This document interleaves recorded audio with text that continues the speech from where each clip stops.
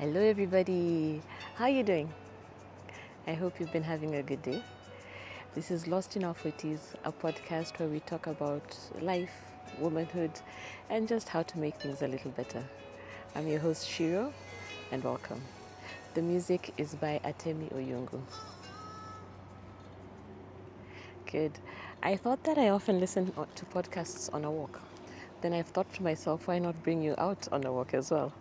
So let's do that today. Our session today is about oh, and I need my notes. I've already forgotten. Give me a second. Our session today is about how to set boundaries. So I've just done a couple of notes on how to set boundaries, and that's what we'll talk about today. Good? Then let's go. Maybe I start with the first one here. I'm on a swinging chair. It's quite comfortable. So my excuse is I'm waiting for you to get your walk gear together and to get ready to walk out the door. Then we can spend this next 20-15 minutes together on the walk. But as you do that, you can listen to the first point. Okay, so this one is creating a self-concept that is worth fighting for. Setting boundaries, if we should probably have started there. What is setting boundaries?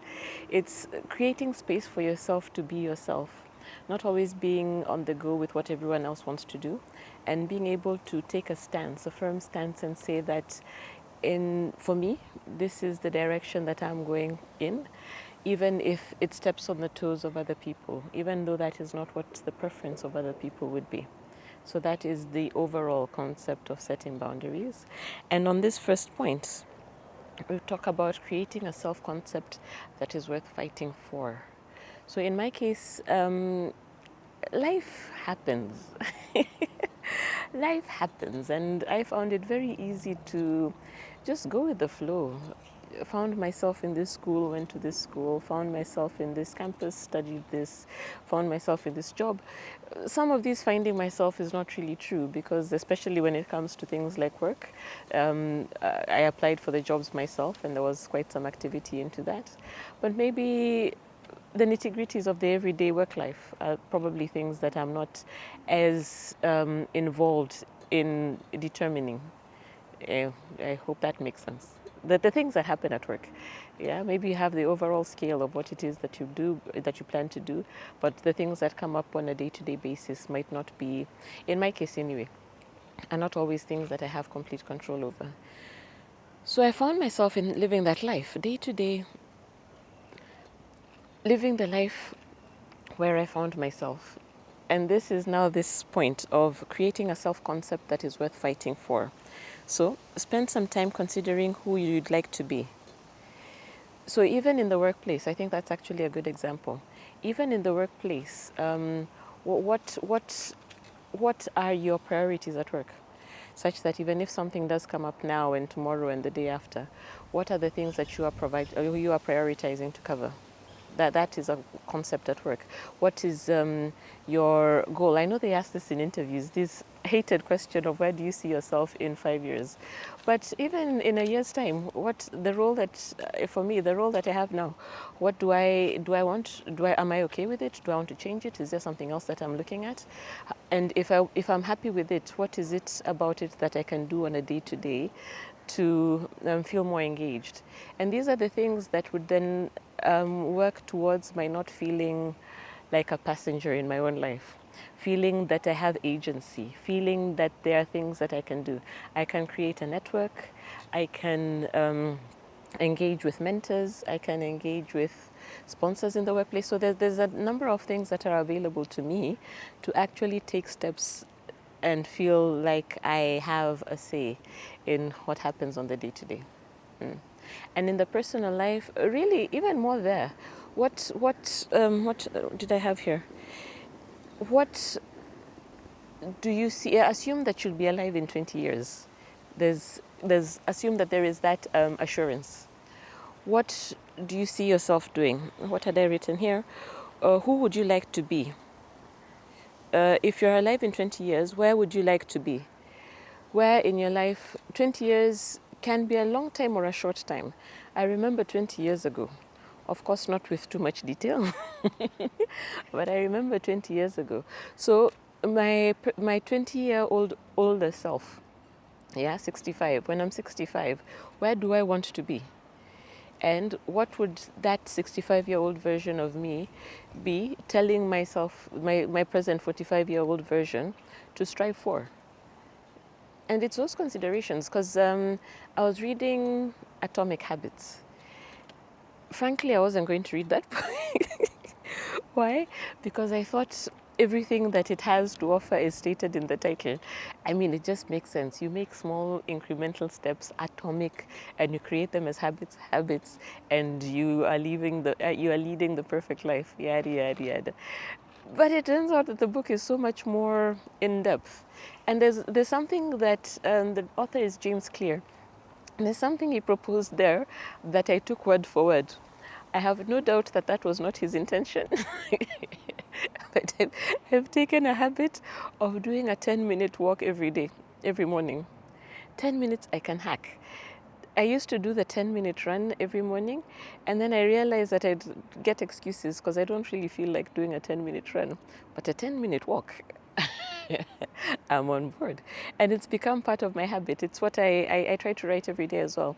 So the habit that I'm creating is I'm putting the 10 minutes, the waking up, the 10-minute walk, and the writing next back to back. And even in the book, he does say, he gives the example of the 10-minute walk, and he suggests that it is possible, if not likely, that the people would then move up to more time. But I'm happy with 10 minutes. Let's talk in a year. But then what I figured as well is that the version of me 20 years from now will probably benefit greatly if I'm doing 10 minutes of walking every day. That's what he says in the book, that a positive is always a net positive. And a negative, if there's any bad habit that you have, the impact, the negative impact it has on you is not fundamentally, it's substantially bigger on your life. How do I put this? Any small thing that you do incrementally as a habit will always have a bigger benefit on your life in the long run. This 10 minutes that I'm taking every day, that's quite some time in 20 years, yeah? Yeah? And any negative thing, if I were a smoker, say, as an example of a habit that is probably universally known to be negative, for the health purposes anyway, if I were a smoker, a single cigarette a day would have a huge negative impact on me in 20 years' time. Read the book, he explains it much better than I can. All right, and then I had something else here. Yeah, are your present day activities leading you in the direction of where you want to be in 20 years' time? What would you need to change? So maybe that was my example from James Clear. To just if I look at myself and the things I do, how does the vision I have for myself in 20 years, first of all, having the vision is already something big. And if 20 years is just so outwardly outside the scope of potential, take 10 years, take 5 years, take 2 years, take 1 year. Is there something about yourself that you would like to improve? And what is it about the things that you're doing now that are not leading you in that direction? The reason this is important when it comes to setting boundaries is that then you can see, if you have a goal that you're working towards, you can set aside time to achieve it. My 10 minutes every morning are very important to me. They're perhaps not towards a specific goal as such, but they lead up to my writing. And the writing is within a specific goal that I have. So there's that. So in setting boundaries, you create an importance for time. I would like to imagine that you have now put all your gear together and we can start on our walk. Let's do that. Let me also gather my bag. I've never done this. I'm curious to see if my hand gets tired, how it all fits in together, but let's do it. Let's give it a try. All right. So, This is my beautiful neighborhood, one of the neighborhoods where I like to come and walk. Yes, it's by the water, so I'm hoping I'd be able to walk and give you a view of the water on the side. There we go. Isn't that cool? All right. So the second one was your time and attention is valuable. It's spoken about more so today in terms of social media again. The fact that what they say is that if there is no commodity, then sorry, I had to step out for a bike. If there's no commodity, then it's you. If you're not paying for anything, then you are the product. And that's the thing with attention. It's possible in the world of social media for your attention to be the product, what is being hooked, which is why advertisers would go to the platforms that are known for having much more people involved. So attention, time and attention, and it's really all you have. Yeah, when you talk about being in the now, that's really it. All you have is your time and attention. You have this present moment and absolutely nothing else. So if like I was saying before, if I'm living my life in a way where I just find myself in places and doing things and not really having thought about how I got there, then my time is also going to wherever it is that, not wherever it is, yeah, whatever it is that has taken the most, whatever it is that has raised itself highest up in its ability to capture my attention. Whatever it is that I'm finding most attractive, that's the word I'm looking for in the instance. So it's important for me to rein it in and be able to see it as my own asset, and a super valuable asset that companies are paying plenty of money for. Yes, I think I had another point there. Yes, because you were talking about boundaries, yeah? So boundaries is about this, setting out the outline for yourself. And that anyone who wants your time wants it because they find it valuable. So if other people find value in you and your time, it would be good for you to see the same value in your own time. And it's also, I noted here that it's also in terms of energy. Maybe you've not heard of energy vampires. These people who just suck the energy from you. You hang out with a certain bunch of people, and by the end of that engagement, you're feeling completely drained because they were piling on you. Maybe piling their troubles on you, or either way, whatever the situation was, the end result was not positive for you in terms of energy. It's because your energy is also valuable. Again, with time and attention, energy is all we have. As beings, we are energy. So energy can neither be created or destroyed. So for your energy to have left you, it means it went somewhere else. So it could be that, especially if there are situations that you don't really like being in, there are certain, like a group of friends that you really don't like spending time with, but then you feel obligated. It could be that your energy is being taken away there. And if it cannot be created or destroyed, that means you're going to need to seek energy once again elsewhere. And, you shouldn't be a battery. Where did I get that? What movie was I watching where people were batteries? The Matrix. I was watching The Matrix recently. I'm revisiting a lot of these old movies, and that was the point there, that the humanity at that point had become nothing but batteries. Oh. I hope you're enjoying your walk. At the back of my mind, I'm a little concerned because I'm soon going to a point that is a little uphill. Yeah, that again, not my favorite. In terms of physical engagement, you can get the view that my level is walking. I don't mind that. Excessive exertion is more than my comfort zone, and perhaps I need to look into it. All right, the next one is be that bitch.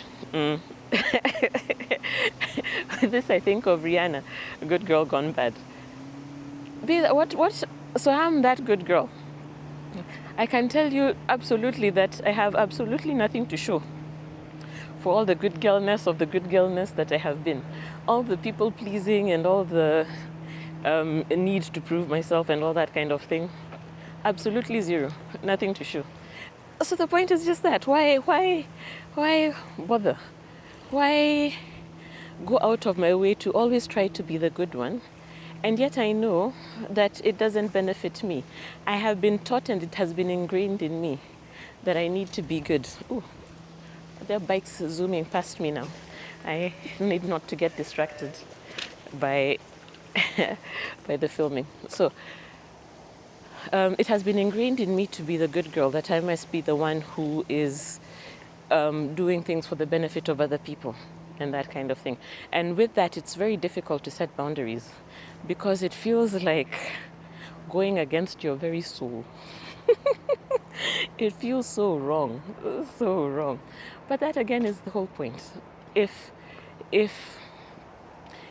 being that good girl were beneficial, there would have been something to show.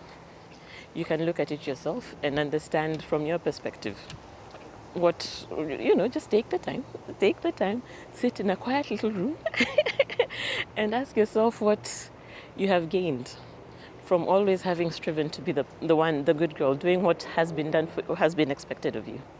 If nothing, then be the bitch. It's a book that says the good girl doesn't get the corner office. Yeah, so it's something that's been written about from time immemorial. Well, not time immemorial, fairly recently must be more the case. But yeah, taking the dive and making the decision to not be good. Believe you can get what we've started the incline and not even the main one. And you can hear I'm already out of breath. And this is the tragedy of this is that this is my usual walk.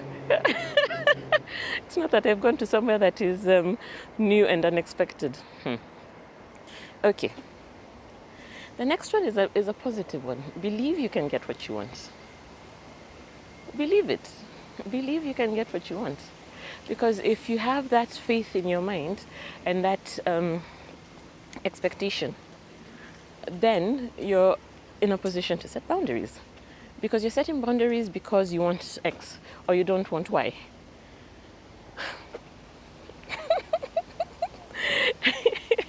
I wish I could show you. Can I show you the incline on it? Let me turn the camera and see if I can show you. There we go. So that is the incline that I am facing. It is really not all that big. But it has been at the back of my mind ever since I started walking, with the knowledge that it shall come. But then I should probably say it too shall pass. So where were we? So yeah, believing. It's like there's a whole concept of what's it called? The lucky girl syndrome. So there's that, the lucky girl syndrome. It's the lucky girl who always gets what she wants. Why can't that lucky girl be you? But there's also the positive connotation. Even if you don't believe in the lucky girl and don't want to go down that path, if you have you're studying. Let's give that as an example. There's something that you want to learn something new. So believing that it's something that you can achieve will help you set the boundaries that will enable you to work towards it. Because then again, your time is precious. You need to work towards whatever you're studying, whatever you're working on. So you're no longer as available. Yeah? A bike passing. Okay. Good. I have summited. I'm just thinking about those people who go, everyone is always telling me to do, well, they stopped telling me to do Mount Kilimanjaro and get to the top. And I'm like, that's really not my cup of tea. I visited the mountain though, early this year actually, and I found that it's possible to use a route that allows a car until very high up. Then the walking is very little. So I was saying that if I ever do it, that's the route I shall take. Downhill. Now I'm good. Now I'm fine. So the next one is you're not responsible for how other people feel.